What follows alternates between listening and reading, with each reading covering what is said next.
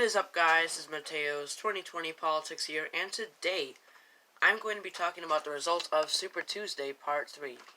So we just had Super Tuesday Part 3. It happened on the 17th. As of now, it's the 19th of March today.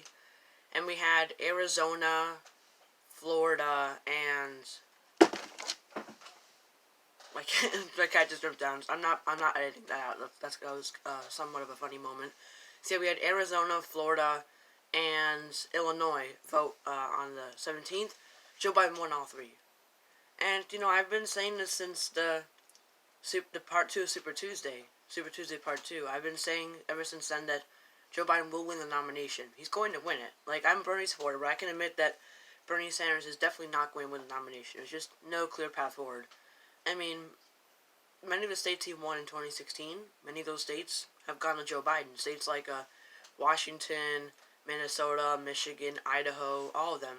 He had a net gain. He had a net gain with California, but all the other states in the Northwest are just gone. They went to Biden's column, and I don't want to say this, and I haven't actually said this before on this channel, but Joe Biden has default support. He has default support, and what that means is basically people don't really look into him. They just say, "Oh, it's Joe Biden, the former vice president. I'll support him," because just look what happened when he first launched his campaign. When he first announced his campaign, he went up to 40% in polls. 40%. It was from like the late 20s he was in the late 20s and it jumped all the way up to 40%. 41 to be exact. Why? Because people said, "Oh, Joe Biden, the former vice president, I'll support him." And then he went down by like 10% because people were like, "Oh, wait, no, this guy isn't as good as I thought he was."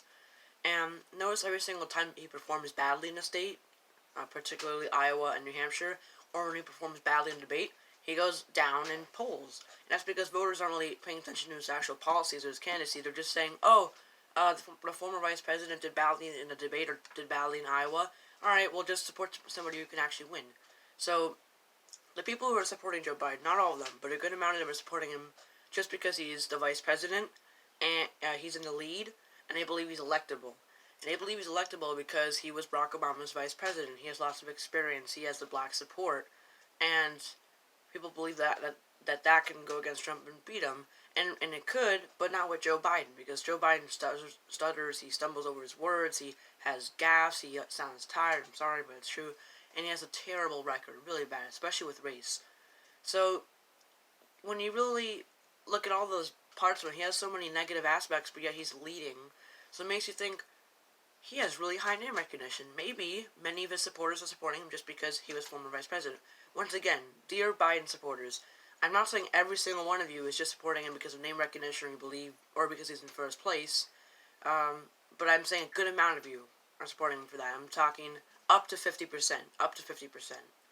Maybe I'd say more like a 25%. I'd say like a good quarter of you at least are just supporting him because of the fact that he has name recognition, or you believe he can beat Trump. Because we see what's going on. Many progressive candidates are dropping out of the presidential race and just endorsing Joe Biden. I mean, Elizabeth Warren hasn't endorsed Bernie Sanders. Andrew Yang and Tulsi Gabbard literally have endorsed Joe Biden. So, it just goes to show that many people are supporting him just because they think he's going to win, or in other cases because of name recognition.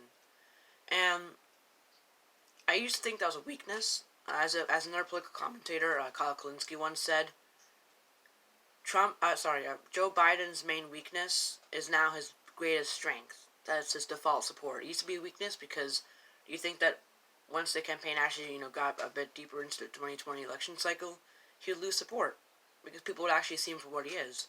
But in reality, it's helped him because, this has been shown in polls, so when people just go to the polling centers, where they go to the centers where they actually vote in the primaries or caucuses, the majority of people who decide last minute support Joe Biden. Why? Why? Because it's a rush decision.